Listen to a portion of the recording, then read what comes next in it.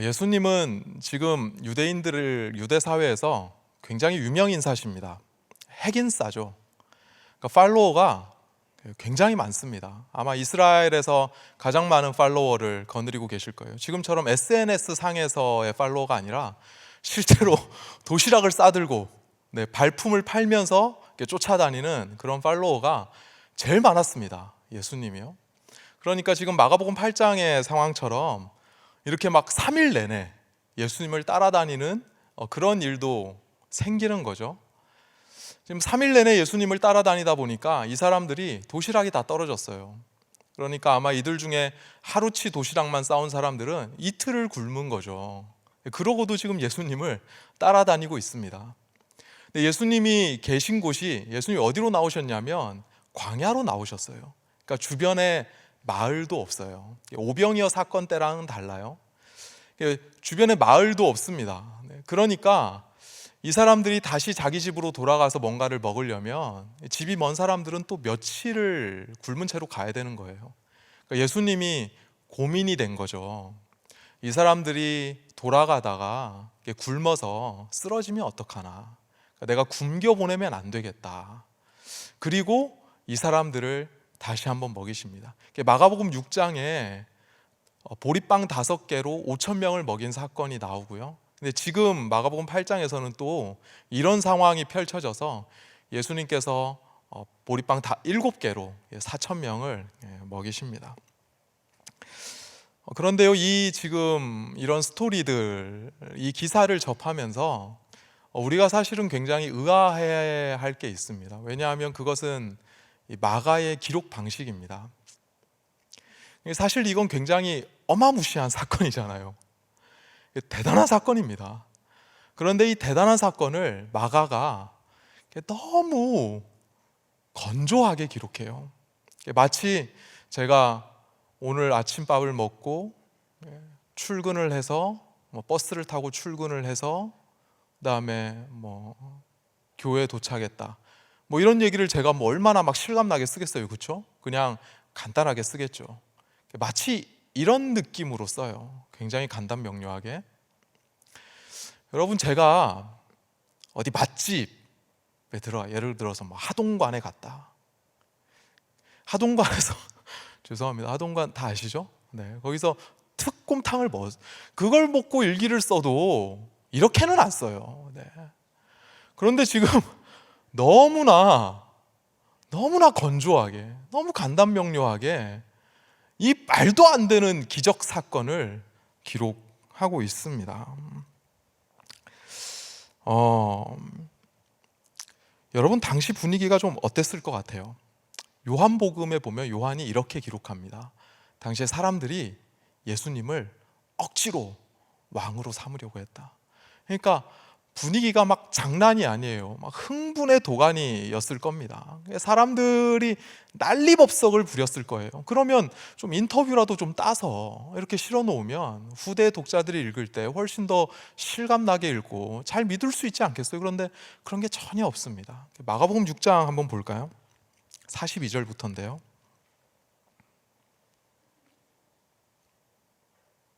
네, 같이 읽겠습니다. 시작. 다 배불리 먹고 남은 떡 조각과 물고기를 12바구니에 차게 거두었으며 떡을 먹은 남자는 5,000명이었다. 뉴스도 이렇게는 안 할 겁니다, 여러분. 이게 끝이에요. 너무한 거 아닙니까? 그러니까 마가가 뭔가 예수님께 마음이 좀 안 좋은가? 그러니까 이런 생각도 들죠. 마가복음 8장 4,000명 먹인 사건도 동일합니다. 8장 8절 한번 띄워주실까요? 네, 제가 읽습니다. 배불리 먹고 남은 조각 7광주리를 거두었으며 사람은 약 4,000명이었더라. 예수께서 그들을 흩어 곧 제자들과 함께 배에 오르사, 바로 배에 오르신 거죠. 달마누다 지방으로 가시니라. 이걸 보면 예수님도 그래요. 예수님도 너무하세요. 그러니까 사람들이 지금 입이 열렸으니까 뭐가 열렸겠어요? 마음이 열렸겠죠. 여러분, 지금은 예수님이 동그라미 덜어 이거 네모야 이래도 막 믿을 판이에요, 사람들이. 그러면 이때 복음을 전하면 좋잖아요, 그렇죠? 천국 복음을 이럴 때 전해야죠.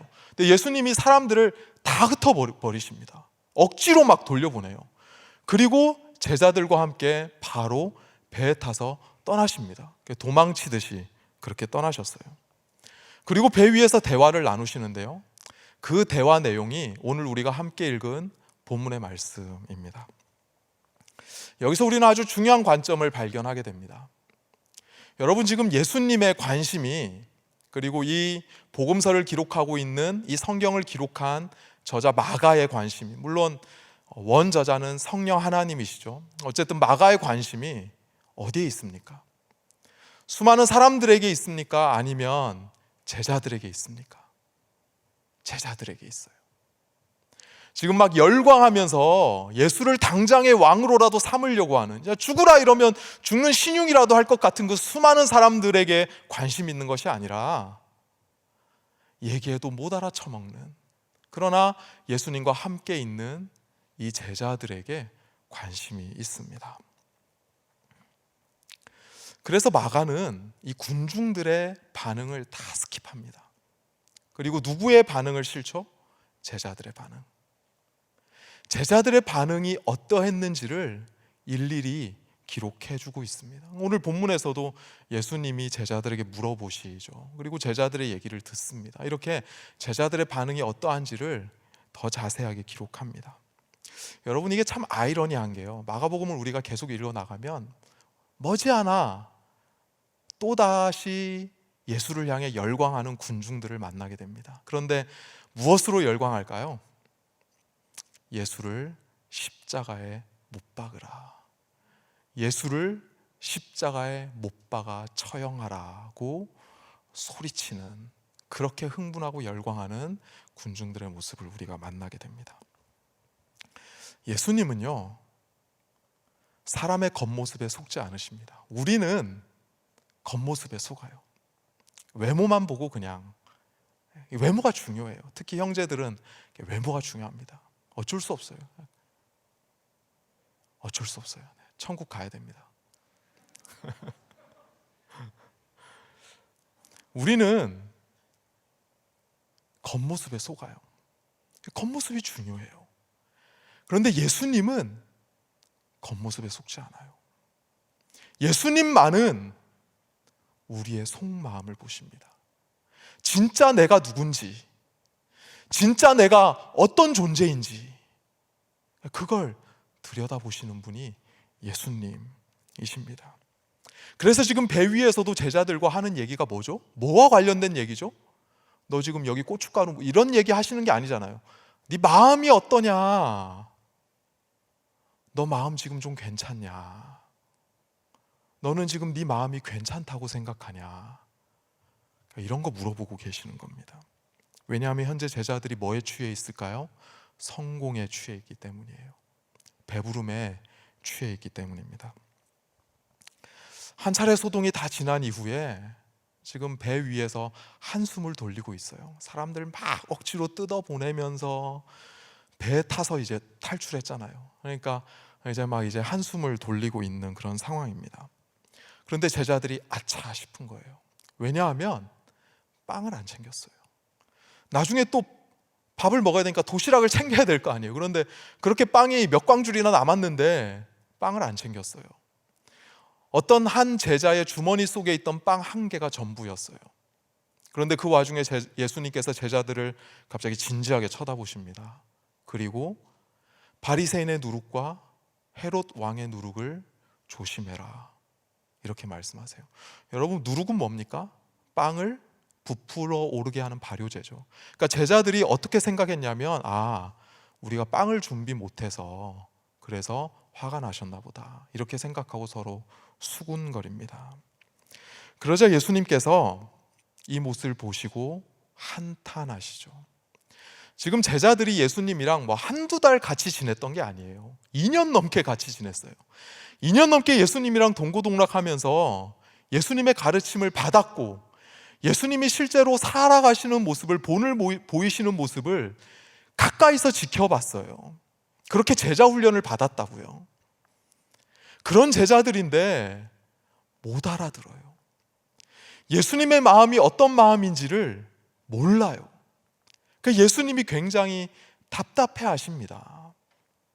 내가 설마 지금 먹을 빵이 없다고 화가 나서 그런 거겠느냐? 내가 설마 지금 너희들이 빵을 미처 준비 못했다고 그것 때문에 답답해서 이러겠느냐? 내가 떡 5개로 5,000명을 먹이지 않았느냐? 떡 7개로 4,000명을 먹이지 않았느냐? 그런데 내가 지금 설마 떡이 없다고 이러고 있겠느냐? 그러면서 뭐라고 한탄하시죠? 왜 이렇게 마음이 둔하냐? 질책하십니다. 예수님이요, 이 제자들을 향해서 왜 이렇게 모질라냐? 왜 이렇게 스마트하지 못하냐? 지금 이렇게 얘기하신 게 아니에요. 마음이 둔하냐? 그러니까 마음이 문제라는 거죠. 여기 둔하다라는 단어가요, 이게 굳어지다, 아니면 어두워지고 희미해지다, 이런 뜻이 있습니다. 여러분이 마음이 굳어져서 다른 사람들이 아무리 얘기해도 안 들어요. 막 고집을 부립니다. 이럴 때 마음이 완악하다라고 표현하죠. 그때 쓰는 단어입니다. 그리고 눈이 침침하고 어두워서 앞이 잘 보이지 않아요. 이럴 때 쓰는 표현이 바로 이 둔하다는 표현입니다.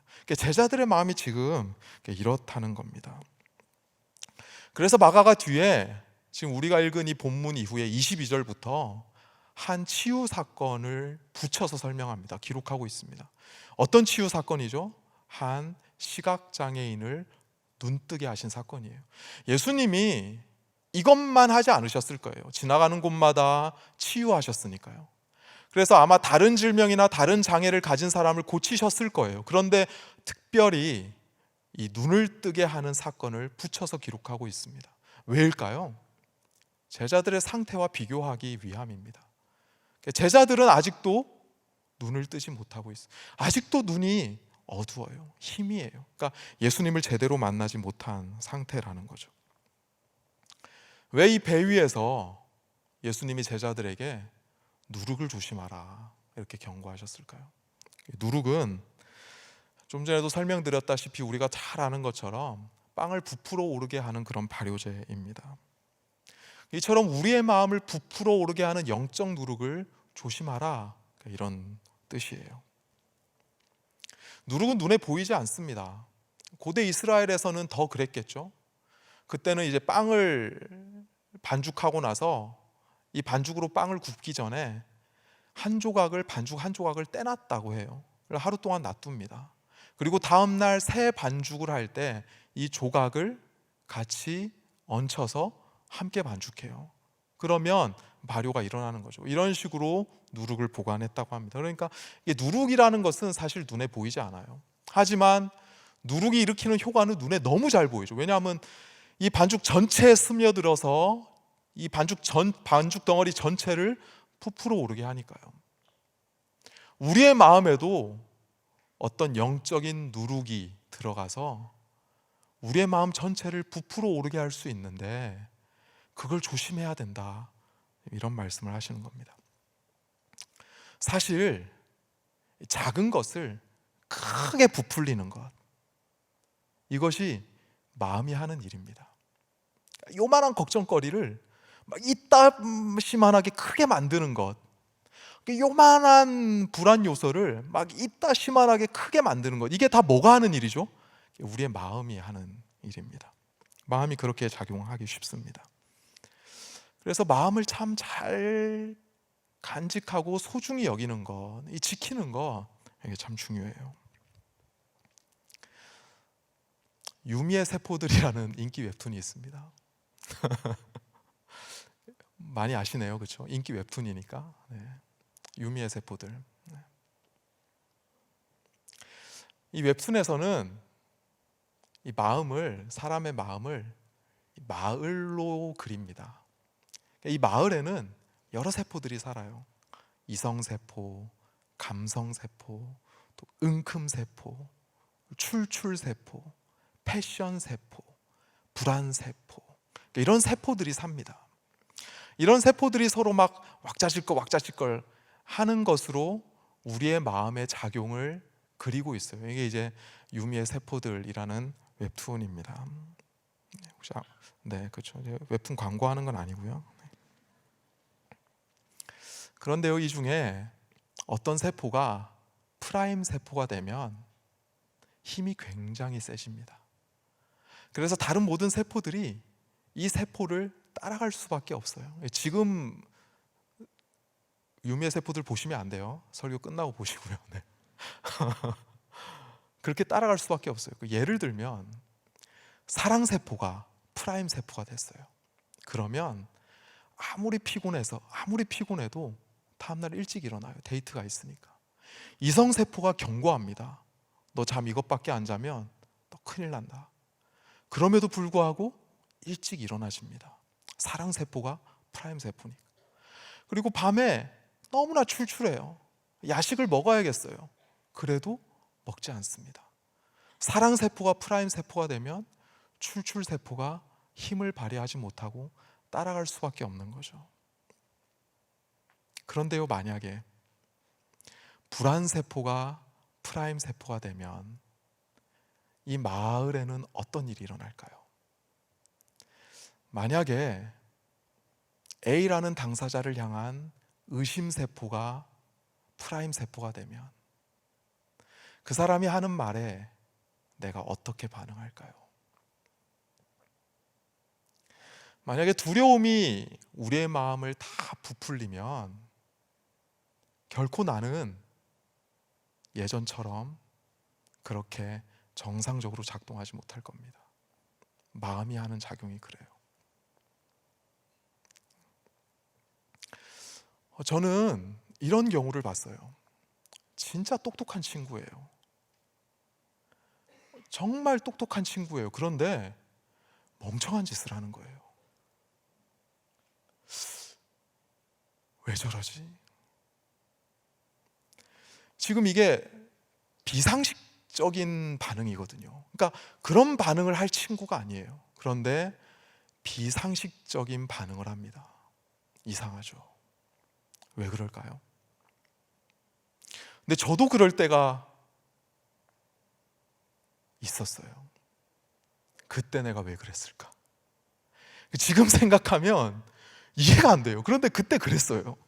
이럴 때 우리 이불킥 하잖아요. 그렇죠? 이불킥 여러 번 했습니다. 여러분 왜 그럴까요? 이 부풀리는 마음의 작용 때문입니다. 누룩 때문이에요. 이 마음이라는 마을은 전염에 굉장히 취약합니다. 굉장히 쉽게 전염됩니다.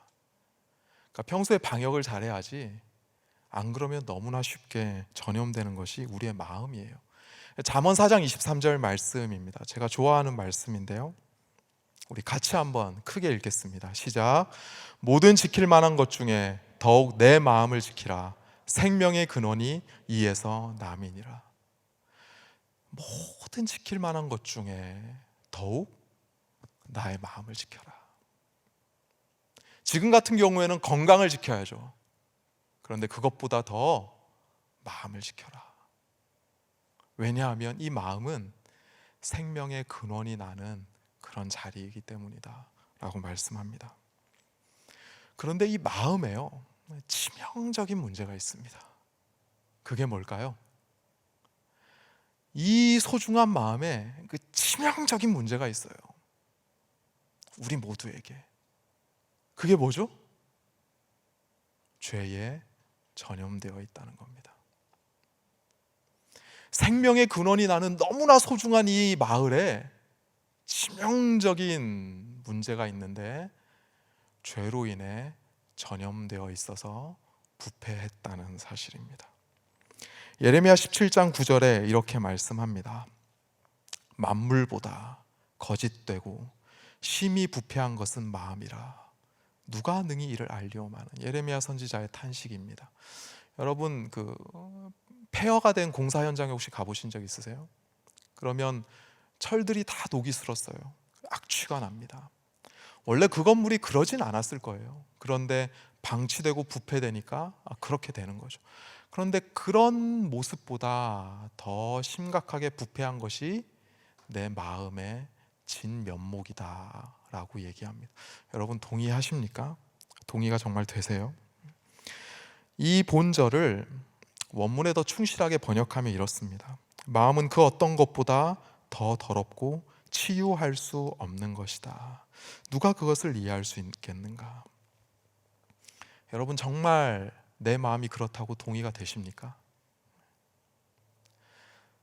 현재 코로나 바이러스로 우리 모두가 다 위축되어 있습니다. 그러니까 분위기가 사뭇 달라요. 제가 쿠바 선교를 다녀오기 전에 지난달에 했던 이 청예배의 분위기, 그리고 리더 모임의 분위기와 지금 청예배의 분위기, 또 리더 모임의 분위기는 다릅니다. 그만큼 이 코로나 바이러스가 우리를 다 위축시켜 놨어요. 이 상태가 이런 건 아니겠죠, 그렇죠? 네, 지금이 그런 때인 것 같습니다. 그런데 지금 이 바이러스에 이렇게 막 온 세상이 힘들어하는 이런 모습을 보면서 아마 저뿐만 아니라 많이들 인간의 실존에 대해서 생각하셨을 거예요. 이처럼 과학 문명이 발달하고 인간이 너무나 위대하다라고 생각하는 이 시대인데 그럼에도 불구하고 사람이 할 수 있는 게 없구나. 이 바이러스 앞에서 사람이 할 수 있는 게 없구나.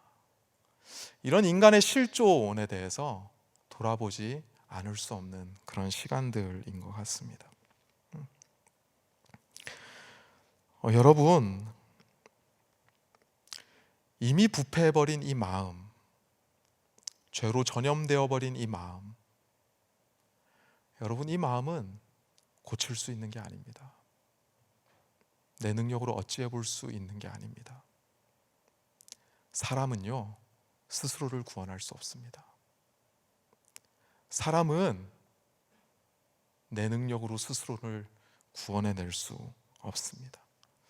마치 전염병 앞에 무기력한 사람처럼 우리는 죄 앞에 무기력합니다. 그것이 우리 마음이 갖고 있는 치명적인 문제입니다. 그러니까 우리는 살면서 나도 내 마음을 어찌하지 못할 때가 많은 거잖아요. 그렇죠? 그렇게 느낄 때가 많아요. 왜냐하면 이것이 우리의 마음이 가지고 있는 치명적인 문제이고 이것이 인간의 실존입니다. 그렇게 우리는 살 수밖에 없습니다. 그러니까 이 마음이라는 건 내가 고쳐서 나을 수 있는 게 아니에요. 이걸 어떻게 고쳐볼 수 있는 게 아닙니다. 무슨 철학으로, 아니면 수많은 정보들로, 아니면 참선을 해서 이렇게 고쳐볼 수 있는 게 아닙니다. 이걸 비유로 얘기하자면 아예 심장 이식을 받아야 돼요. 그러니까 내 심장을 아예 떼어내고 새로운 심장을 이식받아야 합니다. 그래서 예수가 자기 심장을 우리에게 떼어주신 겁니다. 예수가 죽고 예수의 심장으로 우리가 지금 살고 있죠. 이것을 구원이다, 이렇게 설명합니다. 사도 바울이 이걸 이렇게 설명해요. 갈라디아서 2장 20절 말씀인데요, 좀 어려울 수 있어서 제가 세번역 성경으로 준비했습니다. 같이 읽어볼까요? 시작. 나는 그리스도와 함께 십자가에 못 박혔습니다. 이제 살고 있는 것은 내가 아닙니다. 그리스도께서 내 안에 살고 계십니다. 내가 지금 육신 안에서 살고 있는 삶은 나를 사랑하셔서 나를 위하여 자기 몸을 내어주신 하나님의 아들을 믿는 믿음 안에서 살아가는 것입니다. 예수의 심장을 이식받아서 살아가고 있는 이 새 생명을 얻은 삶을 사도 바울은 이런 식으로 표현하고 있습니다. 그리고 예수로 새 생명을 얻었다면 이전과는 다른 방식으로 살게 된다는 거죠. 그게 무엇입니까? 믿음입니다. 이제는 우리의 마을에 뭐가 프라임 세포가 된다는 거죠? 믿음 세포가 프라임 세포가 된다는 거죠. 그래서 이 믿음으로 다른 모든 세포들이, 나의 이성과 나의 감성이 다 따라가게 된다라고 그렇게 설명하고 있습니다. 마가는요, 믿음의 반대를 두려움으로 설명합니다. 두려움에 사로잡혀 있으면 우리는 결코 이 새로운 삶의 방식으로 살아갈 수 없는 거죠. 그러니까 반대로 얘기하면 세상은 끊임없이 우리의 마음을 무엇으로 전염시키려고 하는 겁니까? 두려움으로. 두려움이 우리의 마음의 프라임 세포가 되어야 해요. 세상 입장에서는. 불안과 의심이 우리의 마음의 프라임 세포가 되어야 합니다. 세상 입장에서는요. 왜죠? 그래야 세상 말을 잘 들을 거니까. 그래야 내 말 잘 들으니까. 끊임없이 우리의 마음을 두려움으로 전염시키려고 합니다. 그런 세상을 우리가 서울 한복판을 살아가고 있습니다. 이러한 우리를 구원하시기 위해 예수가 자신의 심장을 내어주셨습니다. 그래서 지금 그 길을 걷고 계십니다. 믿음이라는 새로운 방식으로 살아갈 수 있는 그 삶을 우리에게 주기 위해서 예수님이 지금 제자들과 함께 그 십자가의 길을 향해 걸어가고 계십니다. 이것이 바로 예수님께서 세상에 오신 목적, 우리 가운데 오신 바로 그 목적입니다. 이 목적을 드디어 예수님이 제자들에게 알려주셨어요. 제자들에게만 먼저 알려주셨습니다. 이게 마가복음 8장 31절 말씀이죠. 제가 읽습니다. 인자가 많은 고난을 받고 장로들과 대제사장들과 서기관들에게 버림받아 죽임을 당하고 사흘 만에 살아나야 할 것을 비로소 그들에게 가르치시되, 드디어 예수님이 우리 가운데 오신 목적을 알려주셨어요. 그런데 베드로가 어떻게 합니까? 예수님을 붙들고 흔듭니다. 예수님한테 소리칩니다. 흥분합니다. 예수님, 도대체 이게 무슨 말씀입니까? 죽다니요. 예수님, 도대체 무슨 말씀입니까? 예수님 심장 따위 필요 없습니다. 무슨 말씀이십니까? 군대를 모아서 로마를 전복시켜야죠. 그렇게 예수님이 왕이 되셔야 제가 이 세상에서 한 자리 하죠. 떵떵거리죠. 그게 세상을 이기는 진짜 모습이죠. 그렇게 할 때 세상 사람들이 내 발 앞에 엎드리죠. 그게 진짜 이기는 거죠. 예수님 심장 따위 필요 없습니다. 뭐 하시자는 겁니까? 어떻게 그딴 생각으로 세상을 구원하겠다고 하십니까? 정신 차리십시오. 베드로가 예수님 붙들고 흔들었어요. 분명히 입으로는요, 방금 전에 주는 그리스도이십니다. 우리가 그토록 기다리던 메시아가 바로 당신이십니다. 자기 입으로 그랬어요. 그런데 지금 예수님을 붙들고 흔들며 소리치고 있습니다. 군중들과 다를 바 없는 모습입니다. 왜냐하면 이 제자들이 예수님과 함께 하고 있는, 예수를 따르는 목적이 예수님의 목적과는 다르기 때문입니다. 마가복음 10장에 보면 예수님께서 또 다른 시각장애인을 만나십니다. 바디메오예요. 바디메오에게 예수님 물어보셨어요. 내가 뭘 해주기를 원하느냐? 주여, 보기를 원합니다. 이게 제자들의 사실 요청이 되었어야 했어요. 그런데요, 전날 밤에 야고보와 요한이 예수님을 찾아옵니다. 예수님이 똑같이 물어보셨어요. 너에게 무엇을 하여 주기를 원하느냐? 그러자 초롱초롱 눈을 빛내면서 뭐라고 한지 아십니까? 예수님께서 이 나라의 통치자가 되시면 예수님 다음으로 높은 자리에 우리를 세워주십시오. 이렇게 부탁합니다. 지금 예수님의 마음과 제자들의 마음이 전혀 달라요. 핀트가 안 맞습니다. 그러니까 예수님이 지금 우리 가운데 오신 목적을 깨닫지 못하고 있는 거죠. 그렇게 높은 자리에 오르면, 권력을 가지면 이 마음을 고칠 수 있을 거라 생각했는지도 모르겠어요. 이 마음을 고치는 게 쉽지 않지만, 그러나 내가 수없이 많은 돈이 있으면 이 마음을 고칠 수 있을 거라 생각했는지도 모르겠어요. 내가 높은 자리에 올라가면, 내가 수많은 인기를 얻으면, SNS에서 많은 사람들에게 영향을 미치는 그런 핵인싸가 되면 이 마음의 문제를 고칠 수 있지 않을까라고 생각했는지도 모르겠어요. 아닙니다. 마음은 고쳐질 수 없습니다. 예수님의 심장으로 아예 바뀌어야 하는 겁니다. 내가 죽고 내 안에 예수가 살아야 하는 겁니다. 그럴 때에 믿음이라는 새로운 방식으로 우리는 이 세상을 살아갈 수 있는 거예요. 그런데 안타깝게도 제자들은 그렇지 않았죠. 다른 생각을 하고 있습니다. 제자들이, 야고보와 요한이 그 요청 사항을 얘기했을 때 제자들이 그걸 알아요. 그러자 제자 공동체 사이에 무슨 일이 일어납니까? 서로 시기해서 아주 크게 다툽니다. 제자들이 원하는 바를 예수님이 다 들어주시면 교회 공동체가 더욱 사랑으로 하나 되고 세상이 더 밝아지고, 그러면 얼마나 좋겠어요. 예수님이 그들의 요구를 다 들어주시면 교회 공동체는 깨지고 세상은 더 다툼으로 시끄러워질 겁니다. 전쟁이 생길 거예요. 이런 아이러니가 어디 있습니까? 마음은요, 고쳐지지 않습니다. 돈으로, 권력으로, 다른 것들로 해결될 수 없습니다. 오직 예수의 심장을 이식받아야 살 수 있는 겁니다. 그런데 현재 제자들의 마음이 이렇게 둔해요. 그러니까 예수님의 십자가의 복음이 위로로 들리지 않습니다. 이 예수님의 십자가의 복음, 내가 내 심장을 꺼내서 널 줄게, 이 복음이 결코 위로로 들리지 않아요. 결코 내 삶에 아무런 도움이 되는 것 같지 않습니다. 마음이 둔하니까요.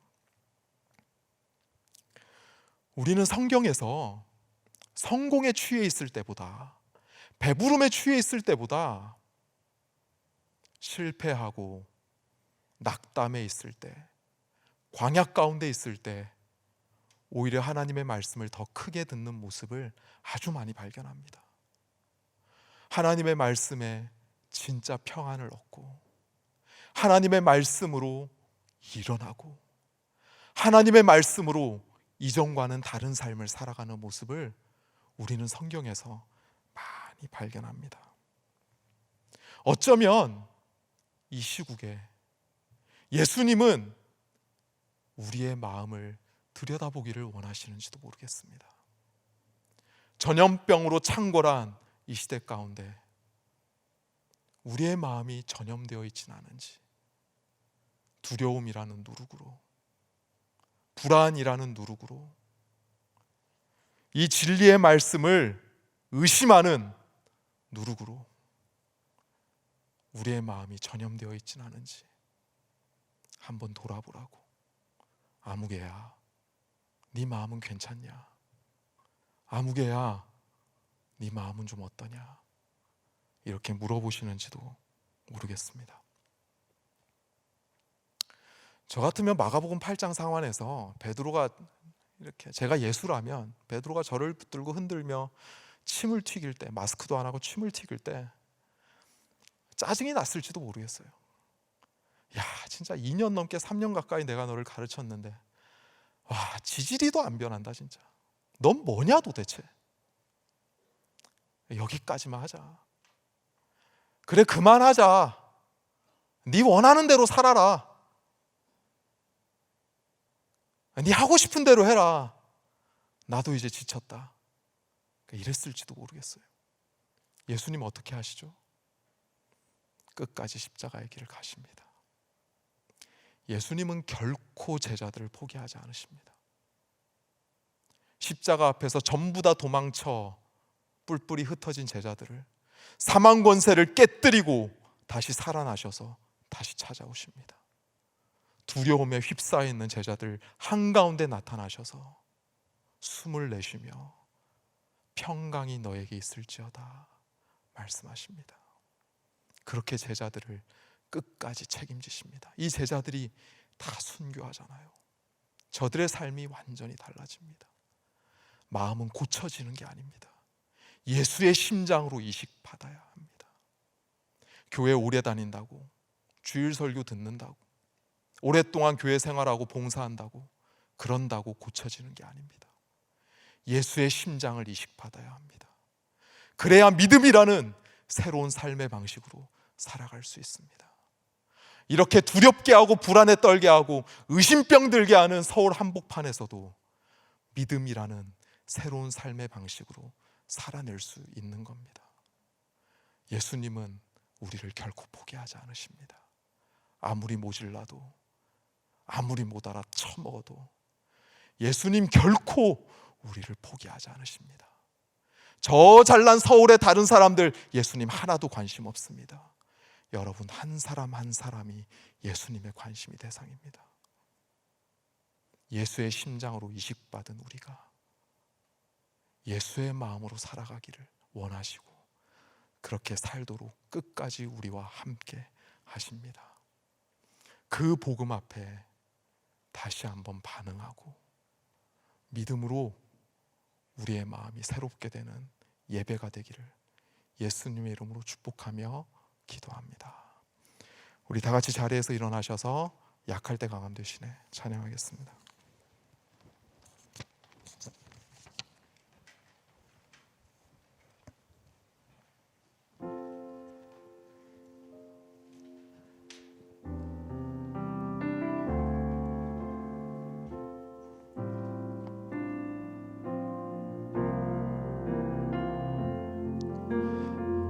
약할 때 강함 되시네 약할 때 강함 되시네 나의 보배가 되신 주 나의 모든 것 주 안에 있는 보물을 주 안에 있는 보물을 나는 포기할 수 없는 나는 포기할 수 없는 주 나의 모든 것 주 나의 모든 것 예수 어린 양 예수 어린 양 존귀한 이름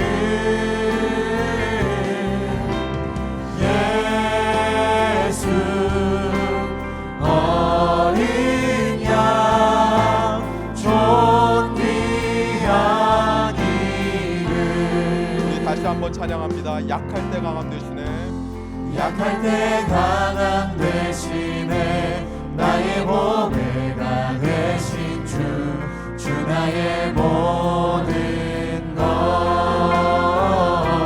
주 안에 있는 보물을 주 안에 있는 보물을 나는 포기할 수 없네 주 나의 모든 것 예수 어린 양